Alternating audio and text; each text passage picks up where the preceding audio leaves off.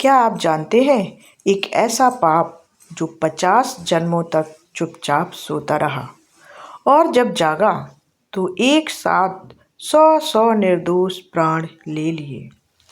महाभारत में जब कुरुक्षेत्र का युद्ध समाप्त हुआ तो धृतराष्ट्र रोते हुए भगवान श्री कृष्ण के चरणों में गिर पड़े और बोले, हे मधुसूदन, मैंने इस जन्म में ऐसा कौन सा महापाप किया था जिसके कारण मेरे 100 के 100 पुत्र एक साथ मर गए और मैं खुद जन्म से अंधा पैदा हुआ। श्री कृष्ण मुस्कुराए और धृतराष्ट्र को दिव्य दृष्टि दी। उस दृष्टि में जो दिखा उसे सुनकर आज आपके रोंगटे खड़े हो जाएंगे। तो चलिए आज खोलते हैं महाभारत का वो सबसे गुप्त रहस्य जो बताता है कि कर्म कितने जन्मों तक आपका पीछा करते हैं।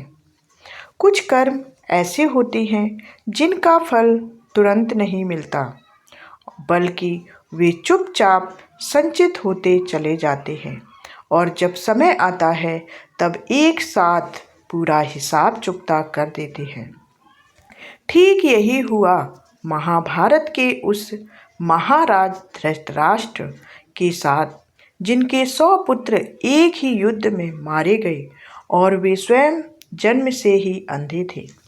जब कुरुक्षेत्र का घमासान युद्ध समाप्त हुआ और हस्तिनापुर में चारों ओर केवल रोने चीखने की आवाजें गूंज रही थीं, तब राजा धृतराष्ट्र अपने महल के उस कक्ष में बैठे थे जहाँ कभी उनके 100 पुत्रों की किलकारियाँ गूंजती थीं।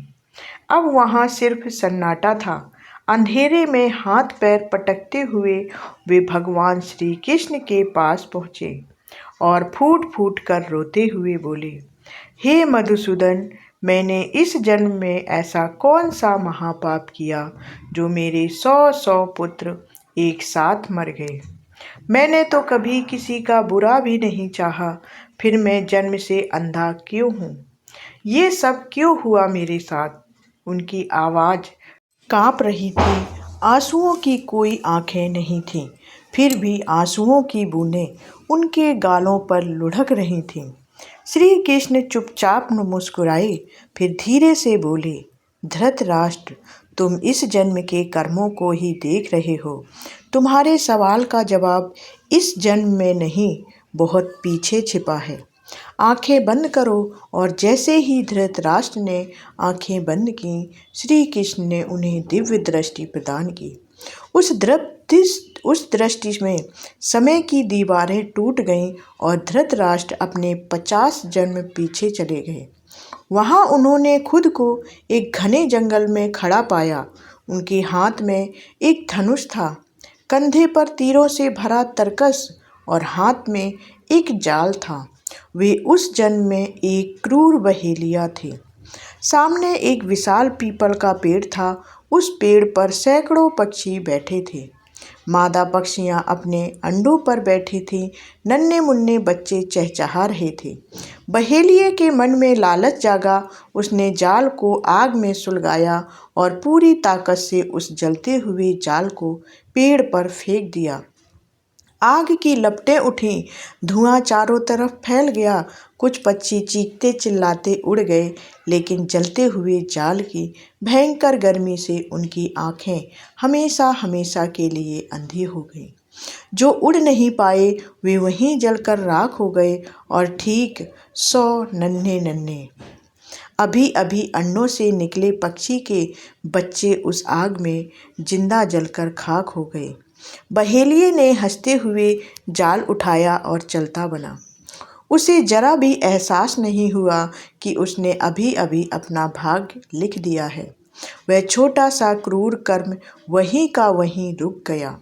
वह पकने के लिए नहीं था, अभी वह कच्चा था, इसलिए वह संचित कर्मों के खाते में जमा हो गया।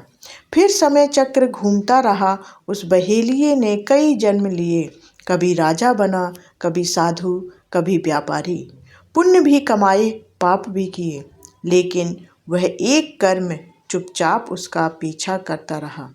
वह इंतजार कर रहा था उस दिन का जब उसके खाते में इतना पुण्य जमा हो जाए कि उसे 100 पुत्र प्राप्त हों, क्योंकि फल देने के लिए ठीक वैसा ही परिणाम चाहिए था, 100 प्राण और अंधापन। आखिरकार वह जन्म आया जब वह हस्तिनापुर का राजा धृतराष्ट्र बना। उसके पिछले जन्मों के पुण्य के कारण उसे गांधारी जैसी पतिव्रता पत्नी मिली और 100 पुत्रों का वरदान मिला। जैसे ही 1.25 पुत्र दुर्योधन का जन्म हुआ, वहीं 50 जन्म पुराना संचित कर्म जाग उठा। वह अब पक्का हो चुका था, अब उसे फल देना था। इसलिए धृतराष्ट्र जन्म से ही अंधे पैदा हुए, क्योंकि उस जन्म में जिन पक्षियों की आंखें उसने जलाई थीं वे अंधे हो गए थे। और ठीक 100 पुत्र मिले ताकि ठीक 100 नन्हे पक्षियों की मौत का हिसाब बराबर हो सके। कुरुक्षेत्र के युद्ध में जब 100 के 100 कौरव मारे गए, तब वह संचित कर्म पूरा हुआ। उसने रत्ती भर भी देर नहीं की। जैसे ही 100 पुत्रों की मृत्यु हुई, वैसे ही वह कर्म फल देकर शांत हो गया। हिसाब बराबर हो गया। 50 जन्मों तक का वह कच्चा पड़ा रहा, संचित कर्मों के खाते में जमा रहा।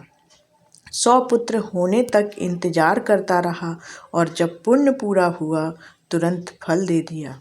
यही संचित कर्म का नियम है। कुछ कर्म ऐसे होते हैं कि करने के साथ ही उनका फल तत्काल नहीं मिलता। उनका फल मिलने में समय लगता है। उन कर्मों के फल को पकने में समय लगता है।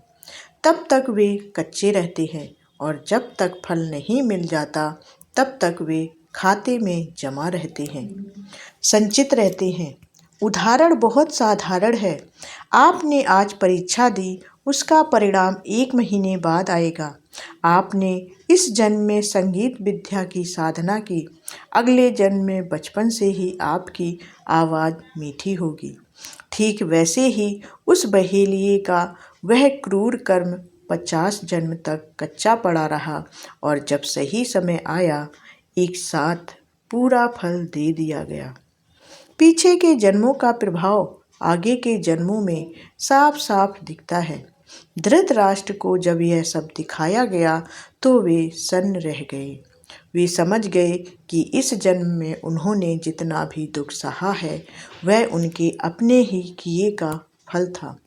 श्री कृष्ण ने कहा, कर्म कभी नहीं छोड़ता, वह इंतजार करता है सही समय का। जब तक पुण्य या पाप का पूरा परिणाम ना मिल जाए, वह चुपचाप पीछे पीछे चलता रहता। यह घटना यह भी सिखाती है कि ज्योतिष शास्त्र वास्तव में पिछले जन्मों की गाथा है। आपकी कुंडली में जो ग्रह नक्षत्र लिखे हैं, वे आपके संचित कर्मों का ही तो हैं, जो आज आप भुगत रहे हैं। वह कल किया हुआ है और जो आज कर रहे हैं, वह कल भुगतना पड़ेगा। शायद इस जन्म में, शायद अगले जन्म में, शायद 100 जन्म बाद। इसलिए कभी यह ना सोचें कि छोटा सा पाप है, कोई बात नहीं। धृतराष्ट्र ने भी तो सोचा था कि कुछ पक्षी जल गए, क्या फर्क पड़ता है। लेकिन वही छोटा सा कर्म 50 जन्म बाद लौट कर आया और एक महाराज को जन्म से अंधा बना दिया और उसके 100 पुत्र छीन लिए। कर्म का हिसाब इतना सटीक होता है कि रत्ती भर भी इधर उधर नहीं होता, न समय से पहले न समय से बाद में। ठीक समय पर ठीक फल मिलता है। इसलिए कहा गया है कि जैसी करनी वैसी भरनी। आज जो बीज बो रहे हो, वही कल पेड़ बनेगा। और अगर बीज में जरा सी भी आग है, तो एक दिन वही आग आपको भी जलाएगी, चाहे 50 जन्म बाद ही क्यों ना हो। इसलिए आज से संकल्प लीजिए, किसी प्राणी को दुख नहीं दोगे, किसी का अपमान नहीं करेंगे, किसी को जलने नहीं देंगे। अगर यह सच्चाई आपके दिल को छू गई हो, तो अभी इस वीडियो को लाइक कीजिए और अपने सभी ग्रुप में शेयर कीजिए और कमेंट में सिर्फ 3 शब्द लिखिए, कर्म नहीं छोड़ता। चैनल को सब्सक्राइब करके घंटी दबा लीजिए और कमेंट में बताएं कि आपको ये कहानी कैसी लगी, क्योंकि अगली कथा और भी भयानक आने वाली है। जय श्री कृष्ण।